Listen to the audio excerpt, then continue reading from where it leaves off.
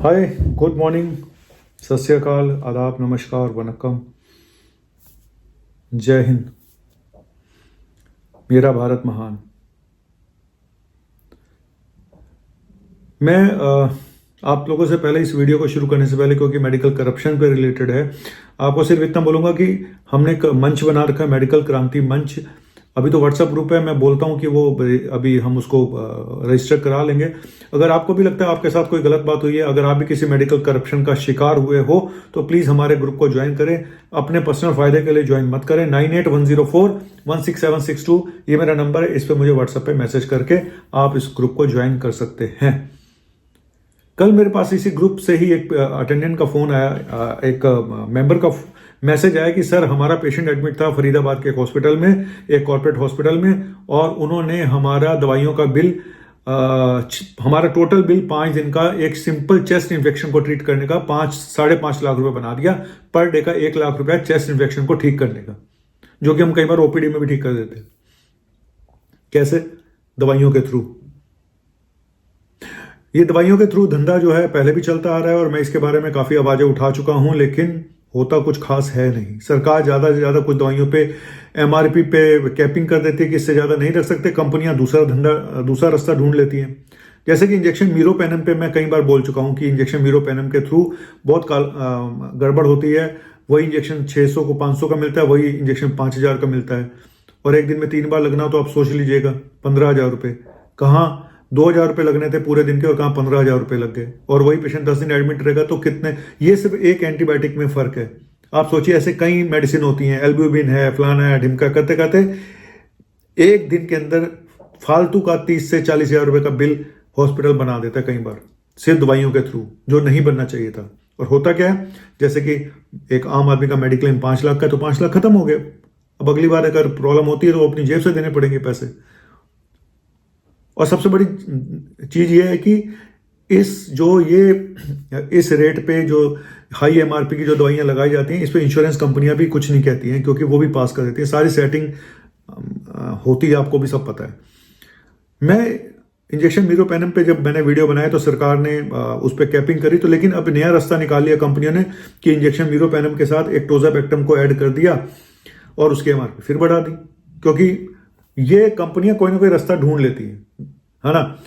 लेकिन प्रॉब्लम क्या है? अगर प्रॉब्लम यह है कि अगर पेशेंट बाहर से दवाइयां लेके आना चाहे तो उसको अलाउड नहीं है। वो कहता है कि हमारे यहाँ तो यही मिलेगी, हमारे हॉस्पिटल में जो मिलेगी तो वो तो यही है। और उसने बोला कि अगर ये सर यही इंजेक्शन बाहर सिप्ला का 800 का मिल रहा है, वो कहते नहीं जी, हमारे यहाँ तो यही मिलेगी। सीधा सीधा जवाब होता है। कॉर्पोरेट हॉस्पिटल में कॉर्पोरेट हॉस्पिटल कमाता है, छोटे हॉस्पिटलों में डॉक्टर कमाता है। सिंपल सा फंडा है। लेकिन कभी आपने सोचा कि एक आम आदमी जो बेचारा कितनी मुश्किल से इलाज करा रहा होगा, अगर उसका 5-7 लाख का मेडिक्लेम था जो उसका दोबारा उसको जरूरत पड़ सकती है, आपने एक झटके में खत्म कर दिया। वो बिल जो कि हार्डली 50,000 1 लाख में पेशेंट ठीक हो सकता था, आपने उसका 5 गुना बिल बना दिया। और लेकिन आप शिकायत कहां करोगे? पहले ये बताओ। कहीं शिकायत नहीं कर सकते आप, क्योंकि आपका ट्रीटमेंट तो ठीक हुआ, सिर्फ आपकी मेडिसिन के थ्रू पैसा कमाया गया। उसकी शिकायत किससे करोगे? वो कहेंगे जी हमारे यहां तो आता ही है। सर, इसीलिए मेडिकल क्रांति मंच बनाया है, इसीलिए चाहता हूं कि लोग सड़कों पे उतरें और कुछ करें, और सरकार कुछ सुने। इसके लिए कुछ अलग से एक संस्था बने, जो इस तरह की कमेटी बने, जो इस तरह की शिकायतों का कुछ निराकरण कर पाए। लेकिन ये हो नहीं पाएगा, क्योंकि बड़े बड़े हॉस्पिटलों में इन्हीं नेताओं का पैसा भी लगा होता है, तो जिसमें आप कुछ नहीं कर सकते। मैं नाम नहीं लूंगा किसी हॉस्पिटल का, क्योंकि फिर मेरे ऊपर मेडिको लीगल प्रॉब्लम्स आ जाती हैं। लेकिन सच बात यही है कि बड़े बड़े फार्मा कंपनियों के साथ, चाहे छोटी कंपनियां हों, हर जगह हर स्टेक पे या हॉस्पिटलों में पैसे लगे हुए हैं नेताओं के, तो वो क्यों बोलेंगे? ज्यादा होगा तो वो एक आधी मेडिसिन के कैपिंग कर देंगे, इससे ज्यादा नहीं होगा। आपके साथ अंधेरगर्दी हुई है, आपकी कोई सुनवाई नहीं है इस मामले में। मेडिसिन के थ्रू जो पैसा कमाया जाता है, इस मामले में कोई सुनवाई नहीं है। आप कहीं भी चले जाओ। मैंने बोला उस पेशेंट को कि चलिए आइए मेरे साथ वीडियो बनाते हैं, लेकिन वो नहीं आए।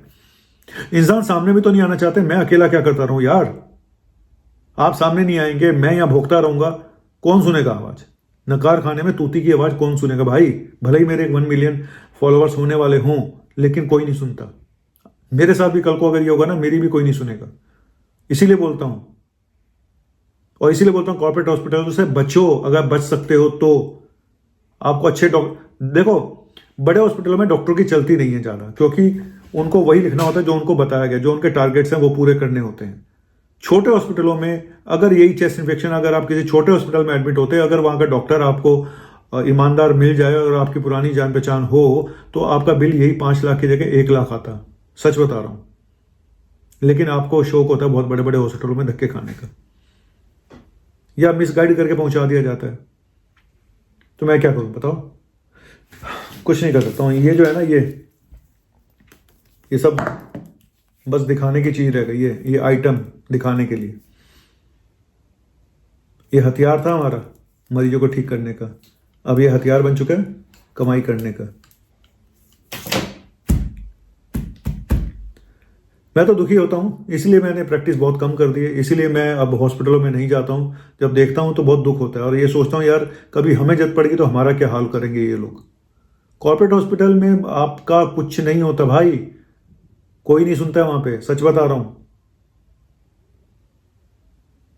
चलिए बनिए मेडिकल क्रांति मंच का मेंबर और आगे आवाज उठाते हैं, है ना। छोटी छोटी जो हम लोग छोटे छोटे ये कदम उठाते हैं, इसी से कोई बड़ा चीज निकल के सामने आती है। लेकिन लोग जुड़ते हैं सिर्फ अपने फायदे के लिए। आज मेडिकल क्रांति मंच में आधे से ज्यादा मेंबर अपने फायदे के लिए जुड़े हुए हैं, वो इसीलिए नहीं जुड़े हुए।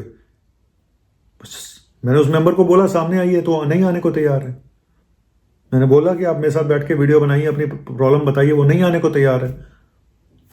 नहीं तैयार है तो ठीक है, झेलो, सारी दुनिया झेल रही है, आप भी झेलो। बहती गंगा में हर कोई नहाना चाहता है, मेडिसिन के थ्रू या किसी भी थ्रू, तो ठीक है, उनको कमाने दो और आप पिटते रहो इस तरह से। सरकार तो आंखें बंद करके बैठी रहेगी भाई, सरकार को कोई मतलब नहीं है, सच बता रहा हूं।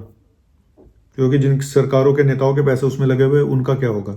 सरकार ज़्यादा ज़्यादा कुछ दवाइयों की कैपिंग कर देती है, कंपनियां कोई और रास्ता ढूंढ लेती हैं, कोई और मॉलिक्यूल ऐड कर देती हैं, कॉम्बिनेशन। अभी सरकार ने 50 से ऊपर ज़्यादा कॉम्बिनेशन बैन किए हैं। सरकार ऐसा नहीं कि एफर्ट्स नहीं करती, लेकिन किसी हॉस्पिटल की आप कंप्लेन नहीं कर सकते इस आधार पे कि इन्होंने मेडिसिन के थ्रू ठगा। इसकी कोई कंप्लेन नहीं हो सकती कहीं पे भी। थैंक यू, शुक्रिया।